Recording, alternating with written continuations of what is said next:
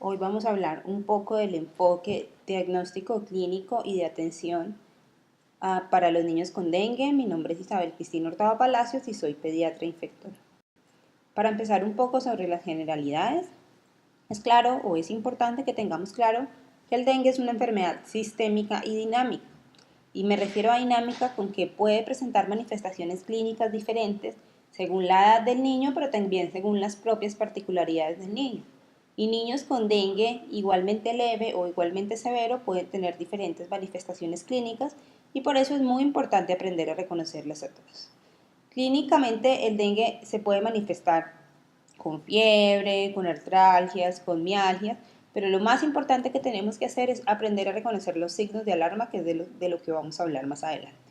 Súper importante esto para poder hacer una detección temprana y para poder dar un diagnóstico y un manejo guiado según este tipo de detección y así comprender clínicamente lo que está pasando. Y siempre hacer este diagnóstico nos va a llevar a un tratamiento que es muy barato, pero que es eficaz, que puede producir las complicaciones asociadas al dengue. En la gráfica podemos observar que los primeros días del dengue usualmente hay una elevación de temperatura, con signos clínicos mucho más inespecíficos como deshidratación, mialgias, artralgias y con una elevación del hematocrito. Usualmente en los adultos del día 3 al 5 se presentan las complicaciones y la enfermedad más severa. Es importante tener en cuenta que en la población pediátrica estas complicaciones pueden presentarse mucho más tempranamente, incluso a partir del primero o segundo día, por eso hay que tenerlos vigilados, tener esto en cuenta para poder hacer un seguimiento mucho más estricto. El riesgo de dengue severo varía con la edad y eso es muy importante tenerlo claro.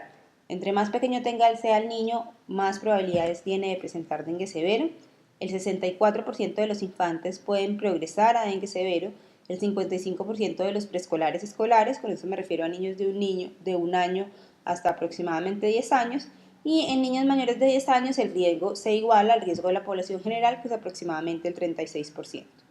Otra cosa que hay que tener en cuenta en la población pediátrica es que tienen mucha mayor frecuencia de fuga plasmática, entonces es más probable que tengan edema, serositis por fuga y siempre hay que buscarlos, y tienen menores manifestaciones de sangrado. Entonces ya esa fue una de las razones por las cuales el dengue dejó de clasificarse como hemorrágico o no, porque los niños, independientemente de su gravedad, pueden no tener ninguna manifestación de sangrado.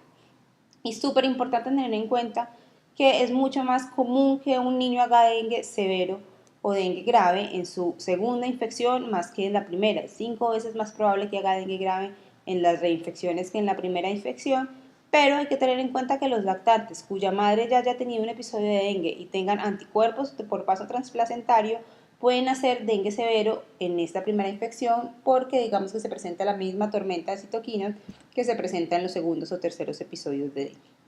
¿Cómo se diagnostica el dengue? Es un diagnóstico eminentemente clínico.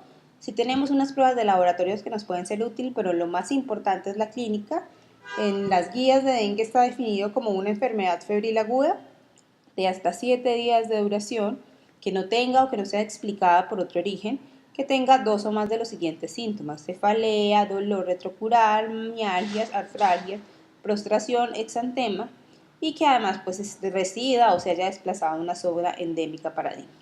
Pero que hay que tener en cuenta en nosotros que somos una zona endémica para dengue, que cualquier niño con fiebre, que tenga una epidemiología compatible, o sea, nosotros que tengamos el mosquito o que tengamos además el virus circulante, pues puede tener dengue. Entonces siempre en los niños que no tengan una causa de fiebre aparente, que ya hayamos descartado pues, otras posibles causas, hay que pensar en dengue. En cuanto a las pruebas de laboratorio, pues es otro capítulo del que les van a hablar un poco más detalladamente, pero sí hay que tener en cuenta que hay pruebas virológicas, que puede ser el aislamiento viral o la detección molecular. Esas son pruebas que no se usan normalmente en la práctica clínica. Y las pruebas serológicas, que son las que se usan comúnmente en la práctica clínica. ¿Qué podemos hacer? Detección de antígenos. El antígeno que más usamos es el antígeno NS1, que es un antígeno que determina viremia, que se puede realizar más o menos en los 5 primeros días de la enfermedad, que es cuando hay viremia, que es este que ven aquí en la gráfica, pero que hay que tener en cuenta nuevamente que dura lo que dure la viremia. La viremia puede ser incluso más corta, entonces puede que no lo detectemos adecuadamente más o menos del tercer al 5 día, y podemos realizar pruebas de anticuerpos, que tenemos 5 técnicas diferentes, y esto es lo que nos va a determinar cuán rápido se positivicen y cuánto vayan a durar esas pruebas. Entonces es muy importante conocer la prueba que manejamos en nuestro servicio para saber a partir de qué día se positiviza y a partir de qué día va a volverse negativa al pasar la enfermedad. Es muy importante conocer las pruebas, pero es muy importante conocer el diagnóstico clínico, porque unas pruebas negativas para dengue no excluyen el diagnóstico si tenemos una clínica compatible y otro tipo de paraclínicos que nos sugieran que ese paciente pueda tener dengue. Lo otro muy importante para el diagnóstico, como se los mencioné al principio, es conocer los signos de alarma.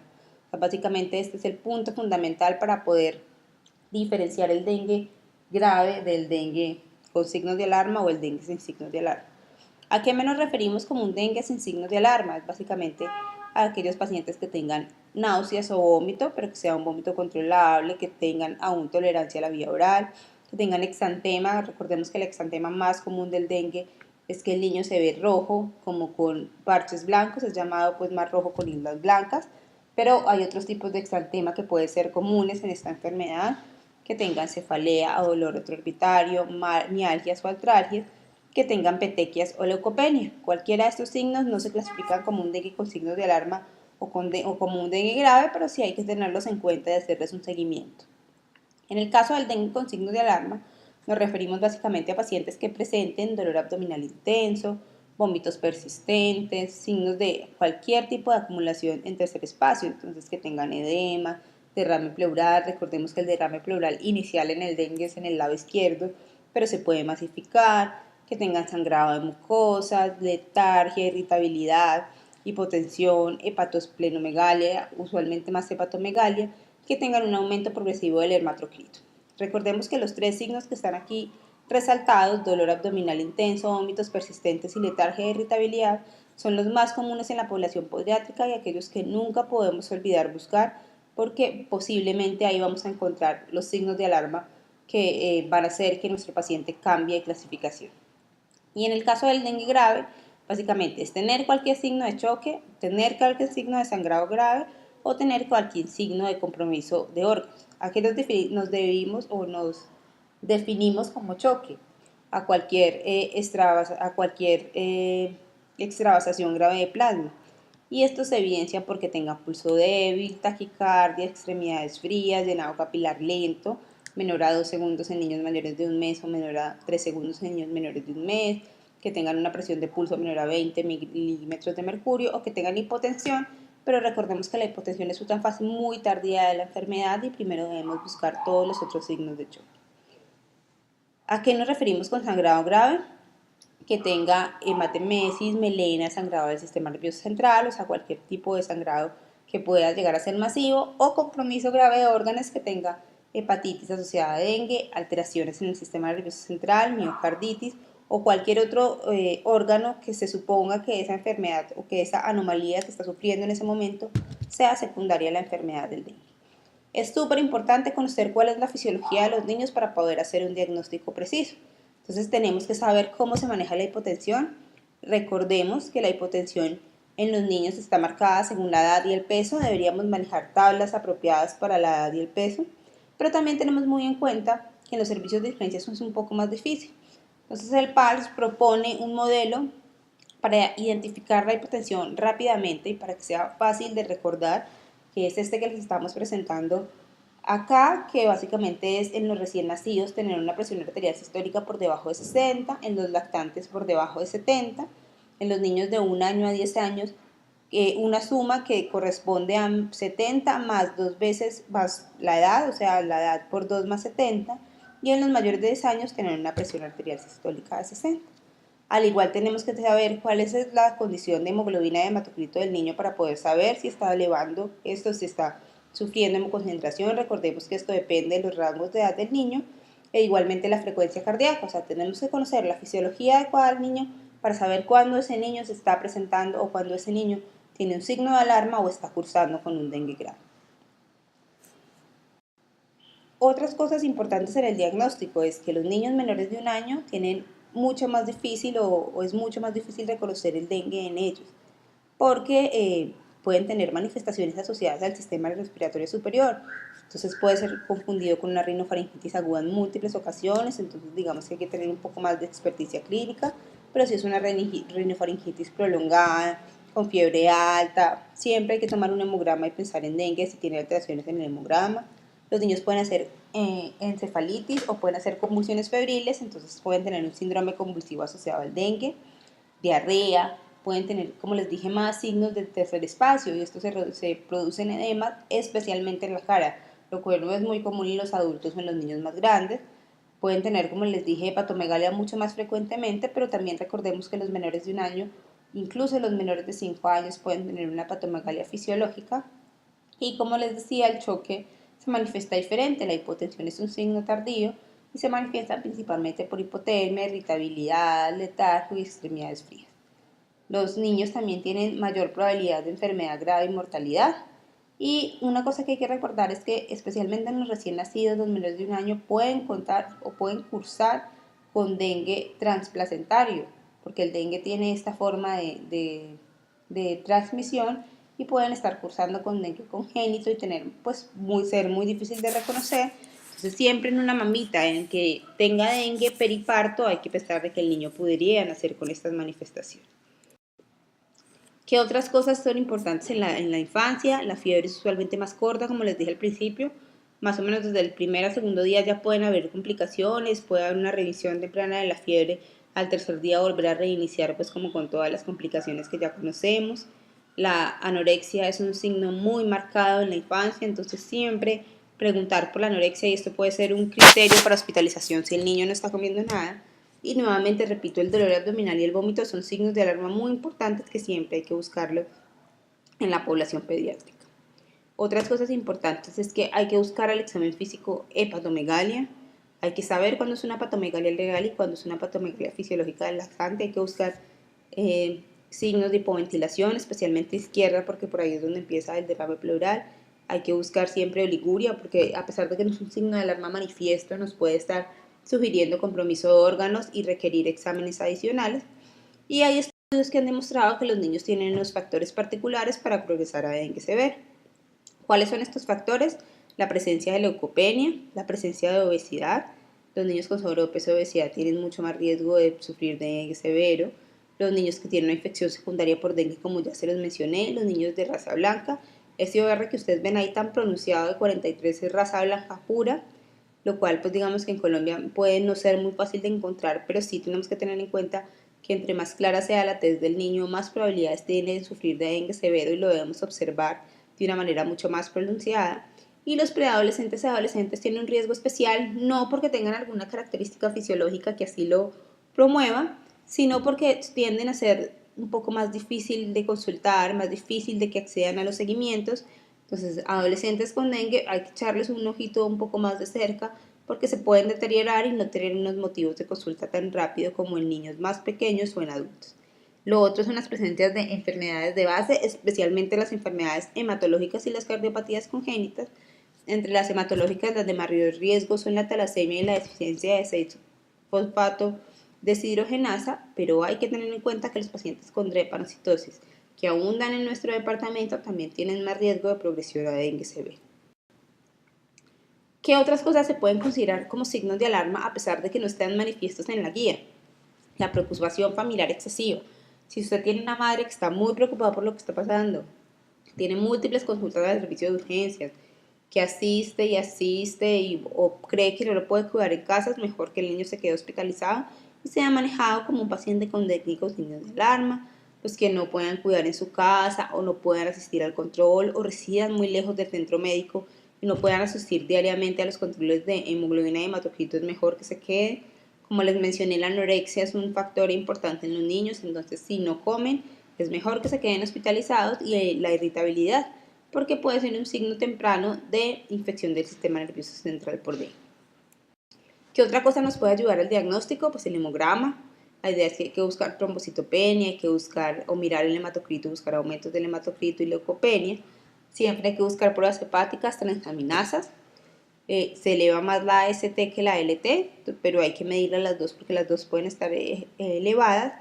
Hay que mirar durante el proceso de la evolución por dengue los de tiempos de coagulación, entonces siempre hay que mirar dos o pedirlos inicialmente. Y idealmente que todos los niños con dengue tengan una ecografía para descartar que no haya hepatomegalia de una manera mucho más precisa, pero también para buscar serositis, porque esto puede ser un signo temprano para considerar a este paciente como de signos de alarma.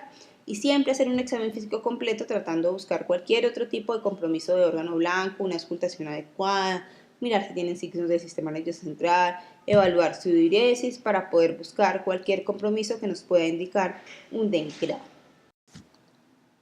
En cuanto al tratamiento, ¿qué vamos a hacer? Lo primero es clasificar al paciente. En el caso de que sea un paciente sin signos de alarma, se puede manejar en su casa, como ya les mencioné, si hay una buena tolerancia a la vía oral y una diuresis adecuada.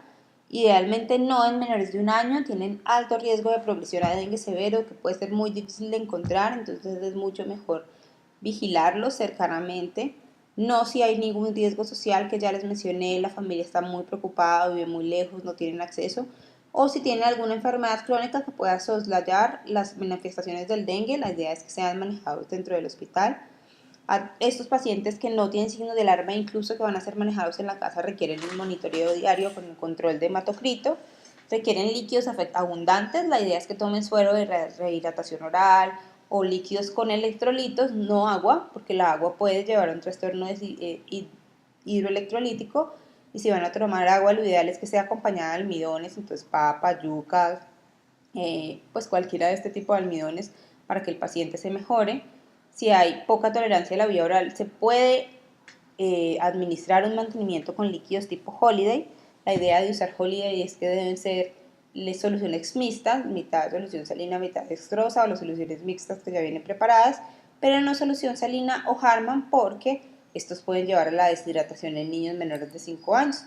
¿Cómo se prepara el Holiday? Pues sabemos que según el peso, entonces en los niños de 0 a 10 kilos son 100 mililitros por kilo, en los niños mayores de 10 kilos hasta 20 es los 1000 mililitros, o sea, los mismos 100 por kilo hasta los 10, más 50 mililitros por kilo adicional por encima de los 10 kilos, y en niños mayores de 20 kilos es 1500 más 20 mililitros por kilo adicional por encima de los 20 kilos, y la idea es pasar eso para todo el día, y así tener un mantenimiento de líquidos basables en esos niños, aunados pues a que sí se debe recuperar su vía oral lo más pronto posible.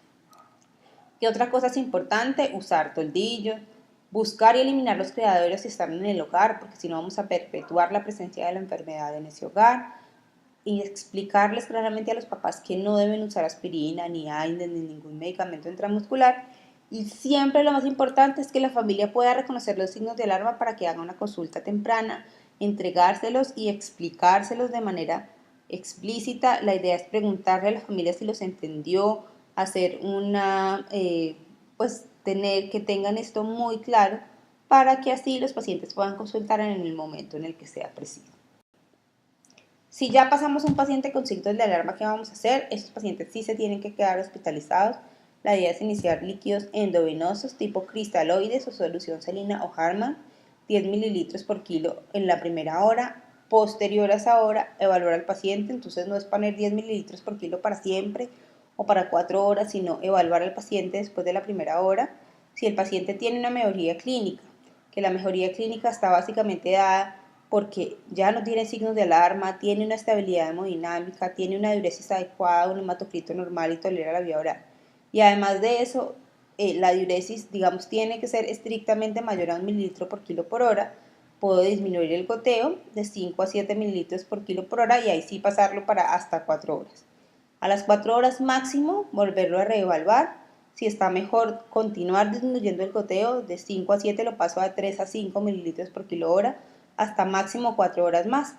Si la mejoría se mantiene, lo paso a Holiday o lo paso a 2 a 4 mililitros por kilo hora. Si después de esa primera hora, con esos 10 mililitros por kilo, el paciente no mejora, le doy hasta 3 bolos iguales. Si ahí no mejora, pues paso a manejarlo como dengue grave, que ya vamos a hablar. Siempre evaluar, además de la estabilidad clínica, que ya les mencioné cuáles son los signos de mejoría, evaluar el hematocrito, la glucosa, y según si creo o no creo que tenga compromiso de órgano, evaluar pues, los órganos para poder determinar si este compromiso existe o no. Siempre y cuando el paciente haya mejorado adecuadamente, se podría considerar el mantenimiento en el hogar. O sea, si ya le doy todo el ciclo, le disminuyo los dos líquidos, lo dejo en Holiday y lo tengo 24 horas estable y ha estado muy bien, puedo considerar manejo en el hogar. pero con las características que ya les mencioné, que no sea menor de 1 año, que no tenga riesgo social y que no tenga ninguna enfermedad crónica. En el caso de los pacientes con dengue grave, lo que hay que hacer es usar cristaloides de 10 a 20 mililitros por kilo hasta 3 bolos, siempre con un monitoreo estricto de la clínica y el hematocrito. Estos pacientes deberían estar en unidades de cuidados intensivos para realizar este monitoreo estricto y constante. Hay que acordarnos que siempre hay que mirar la frecuencia cardíaca, el estado del electrocardiograma, el llenado capilar, porque la hipotensión es un signo tardío en este tipo de niños. Hay que considerar coloides con tratamiento coadyuvante, pero coadyuvante, o sea, los bolos no pueden ser con coloides, y hay que tener en cuenta la situación específica de cada niño. Se podrían usar sangre, albúmina, extraños, pero siempre y cuando estén indicados pues, en la situación particular. Vasoactivos también, según la situación particular, si el niño persiste con signos de choque, corregir la acidosis, pero por eso les digo que estos niños deben ser monitorizados en unidades de cuidados intensivos. Lo que sí no se recomienda es el uso de esteroides, porque no se ha visto que mejoren nada, ni la mortalidad, ni la necesidad de transfusiones, ni el riesgo de hemorragias pulmonares, ni el riesgo de convulsiones, y por eso pues no se recomienda su uso en realidad pues para los pacientes con dengue grave. ¿Qué hay que tener en cuenta en el manejo de los pacientes con dengue? Los niños que han reconsultado muchos días, pues probablemente requieran una observación mucho más estricta. Hay que tener en cuenta alteraciones sutiles del hemograma, pues y que tengan una elevación discreta pero sostenida del hematocrito. Son niños que posiblemente se tengan que quedar hospitalizados. Lo he mencionado muchas veces, pero porque es muy importante siempre un examen físico completo para poder descartar compromiso de órgano blanco. Y otra cosa súper importante es que hay que minimizar los procedimientos invasivos. Es decir, es un paciente con dengue sin signos de alarma, pero lo vamos a manejar en el hospital, pues no es necesario canalizarlo si está tolerando la vía oral, no es necesario ponerle Holiday si el paciente está bien, solo es para monitoreo de sus signos vitales. Si el paciente tiene un derrame pleural, pues probablemente no sea necesario pasarle un tubatoras porque es un transudado y hace parte de la fisiopatología del dengue, sino vigilarlo que se produzca una reabsorción adecuada de ese derrame. O sea, siempre hay que tratar en lo posible de hacer la mínima cantidad de procedimientos invasivos que se puedan realizar.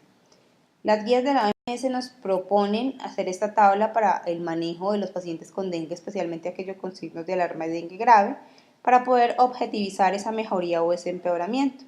¿Qué tiene esa tabla? Los tiempos en los que se van a medir, la hora 0, 4, 8. Si los vamos a hacer más seguidos, pues no hay ningún problema, podemos cambiar estas horas.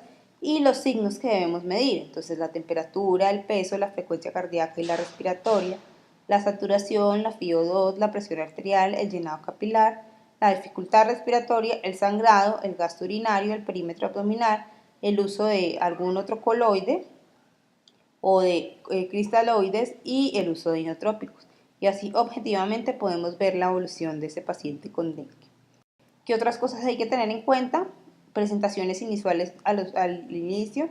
Entonces el dengue también se puede manifestar como disfunción miocárdica, insuficiencia respiratoria aguda, choque severo, disfunción hepática de entrada, como un síndrome con sobrecarga de líquidos, independientemente de si ha sido manejado con líquidos o no. Entonces pueden tener edemas marcados, ascitis, derrames pleurales, y se puede presentar como una enfermedad, pues como una neumonía. Entonces siempre hay que indagar cuáles fueron los días previos para pensar en un dengue sobreinfectado.